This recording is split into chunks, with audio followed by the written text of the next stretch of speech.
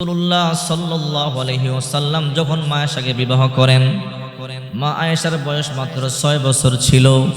কিন্তু তখনও মা আয়েশা আল্লাহর পয়গম্বরের ঘরে যান নাই। যখন মা আয়েশা বিশ্বনবী মুহাম্মদুর রাসূলুল্লাহ সাল্লাল্লাহু আলাইহি ওয়াসাল্লামের ঘরে যান, তখন মা আয়েশার বয়স ছিল 9 বছর। বুখারী শরীফের 3896 নম্বর হাদিস, হিশাম ইবনে উরওয়া রাদিয়াল্লাহু তাআলা আনহু বলেন, বিশ্বনবী মুহাম্মদ সাল্লাল্লাহু আলাইহি ওয়াসাল্লামের 11 জন স্ত্রী ছিল, এর মধ্যে একমাত্র কুমারী স্ত্রী ছিল মা আয়েশা রাদিয়াল্লাহু তাআলা আনহা। আল্লাহর নবী সর্বপ্রথম বিবাহ করেন মা খাদিজাতুল কুবরা রাদিয়াল্লাহু তাআলা আনহাকে। মা খাদিজার সাথে আল্লাহর পয়গম্বর লম্বা সংসার করেন। মা খাদিজা জীবদ্দশায় থাকতে বিশ্বনবী মুহাম্মদ সাল্লাল্লাহু আলাইহি ওয়াসাল্লাম দ্বিতীয় বিবাহ করেন নাই।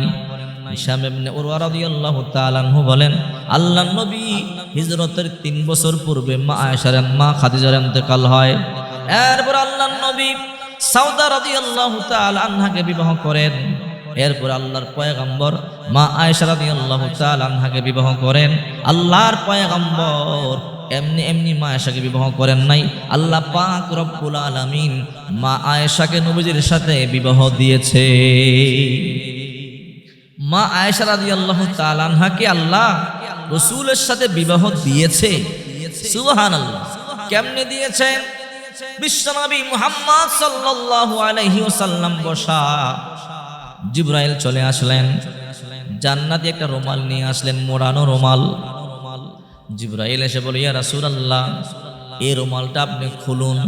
রাসূল করিম সাল্লাল্লাহু আলাইহি ওয়াসাল্লাম বলে, জিবরাইল, এই রুমালের মধ্যে কি আছে? আল্লাহর পয়গম্বর জিজ্ঞাসা করলেন।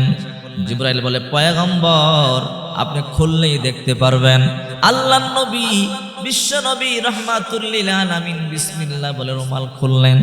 খুলবার পরে তাকায় দেখে এই রুমালের মধ্যে একটা জান্নাতি সুন্দরী রুমনের ছবি দেখা যায়। নবী একটা লজ্জা পাইলেন। রাসূল বলে, জিবরাইল, এই মেয়ের ছবি তুমি আমাকে কেন দেখাইলে? জিবরাইল বলে, ইয়া রাসূলুল্লাহ, এই মেয়েটাকে আপনার পছন্দ হয়েছে কিনা বলেন। আল্লাহর পয়গম্বরের চেহারা মোরক লাল হয়ে গেল, শরমে কিছুই বলে না। জিবরাইল জিজ্ঞাসা করলেন, পয়গম্বর কথা বলে না। জিবরাইল চলে গেলেন। দ্বিতীয় দিন আবার জিবরাইল একটা রুমাল নিয়ে আসলেন। এসে বলে, ও রাহমাতুল লিল আলামিন, আমি আপনার জন্য একটা রুমাল নিয়ে আসলাম, আপনার রুমালটা খুলুন। আল্লাহর পয়গম্বর মনে মনে ভাবেন, গতকাল জবাব দেই নাই, সেজন্য মনে হয় অন্য মেয়ের ছবি নিয়ে আসছে।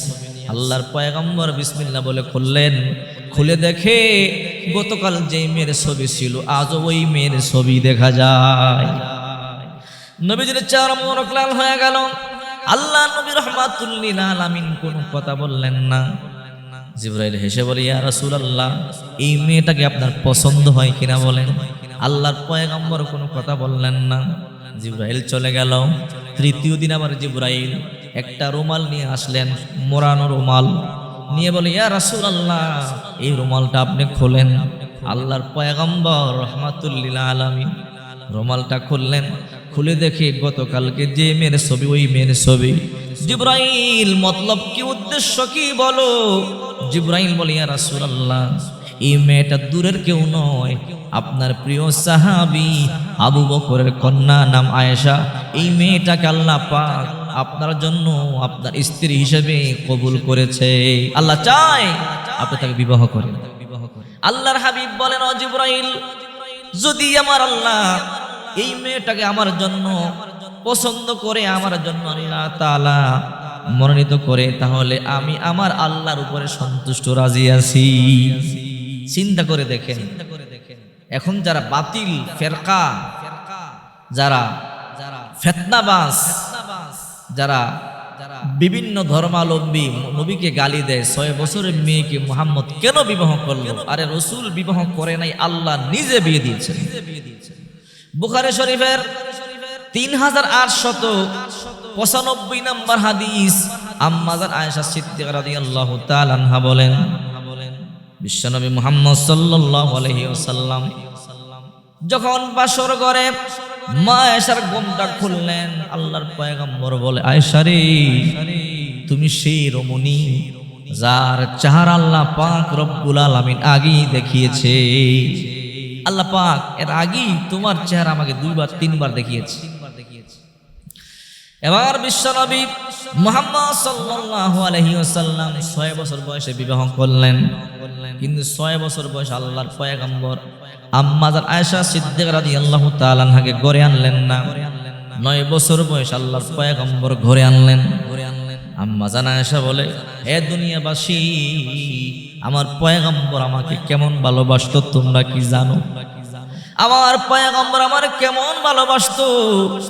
আমাদের ঘরে টাকার অভাব ছিল ঠিকই, পয়সার অভাব ছিল ঠিকই, কিন্তু ভালোবাসার কমতি ছিল না। আমার পয়গম্বর আমার কেমন ভালোবাসতো জানো? আমার পয়গম্বর যখন ঘরের মধ্যে ঢুকতেন, মা আয়েশা বলি, আল্লাহর পয়গম্বর সালাম দিতেন।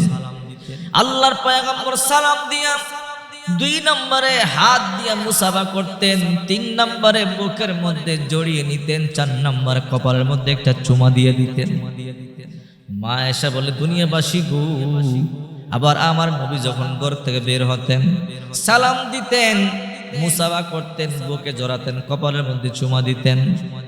মা আয়েশা বলে, আমি গ্লাসের যেই জায়গা দিয়ে পানি পান করতাম, ঠোঁটের দাগ দেখি আমার পয়গম্বর ওই জায়গা দিয়ে পানি পান করত।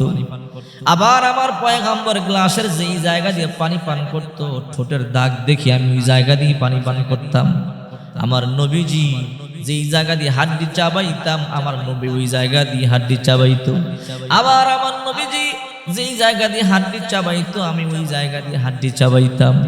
আমাদের মধ্যে এমন মুহাব্বত আর ভালোবাসা ছিল। সমস্ত বিবিরা একদিন বসা, শুনলে আশ্চর্য হয়ে যাবেন, নবী আমার খেদমত বন্টন করতেছেন। কোন বিবি কোন খেদমত করবে? মা আয়েশা রাদিয়াল্লাহু তাআলা আনহা দৌড়ে এসে বলি, ইয়া রাসূলুল্লাহ, একটা খেদমত আপনি কাউকে দিবেন না, এই খেদমতটা আমি করতে চাই, আমাকে দিবেন। আল্লাহর পয়গম্বর বলে, আয়েশা রে, কোন খেদমত? বলে, আপনারে গোসল করাইবার খেদমতটা আপনি কাউকে দিবেন না। আল্লাহর পয়গম্বর গো, এই খেদমতটা আপনি আমাকে দিবেন, আমি আপনার গোসল করাতে চাই।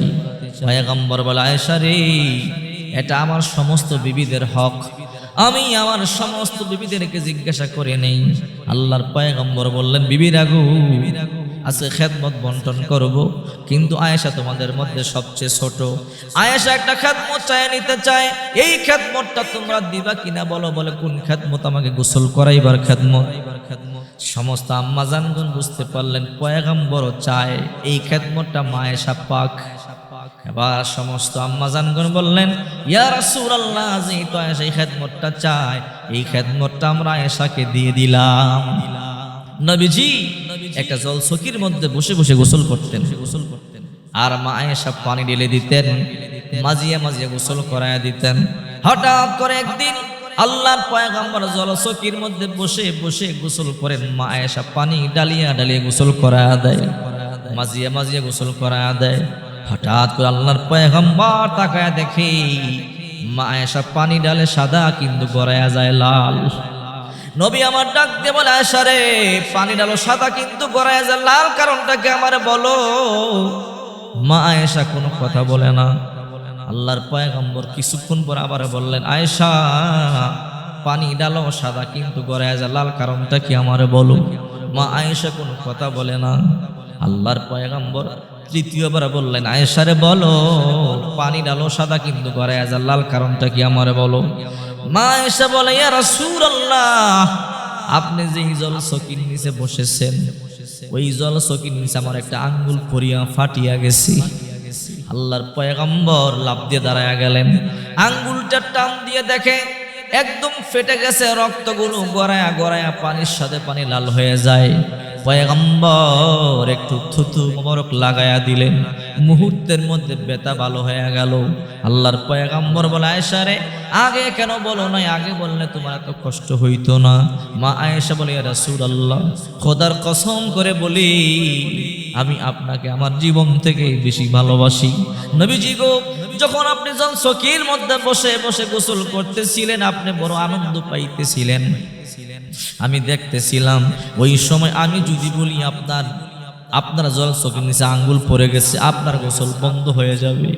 আমি চাই না আমার কারণে আপনার গোসল বন্ধ হয়ে যাক। ওগো নবীজি, আপনার জলচকির নিচে আমার আঙ্গুল কেন, আমার কলিজা পরে যদি ছিন্ন বিচ্ছিন্ন হয়ে যেত, তবু আমি চাইতাম না আপনি বসা থেকে দাঁড়িয়ে যান, আমি আপনার জীবন থেকে বেশি ভালোবাসি। চিন্তা করে দেখেন, নবীজির ঘরে টাকার অভাব ছিল, পয়সার অভাব ছিল, কিন্তু ভালোবাসার অভাব ছিল না। আমাদের ঘরে টাকা আছে, পয়সা আছে, কিন্তু ভালোবাসা নাই। এর কারণ সুন্নাত নাই, সুন্নাতের আমল নাই। আমরা অল্পে তুষ্টি নয়, যতদিন পর্যন্ত আপনি অল্পে তুষ্টি না হবেন, অল্পতেই সন্তুষ্টি না হবেন, ততদিন পর্যন্ত আল্লাহর কসম করে বলি আপনার মন কোনোদিন ভরবে না, আপনার অভাব লেগেই থাকবে। আর যখনই আপনি সবর করতে শিখবেন, অল্পে তুষ্টি হবেন, তখন দেখবেন আল্লাহ পাক আপনার ঘরে বরকত ঢেলে দিবে। আপনার তখন আর অভাব থাকবে না, শান্তি আর শান্তি, যেদিকে তাকাবেন শুধু শান্তি আর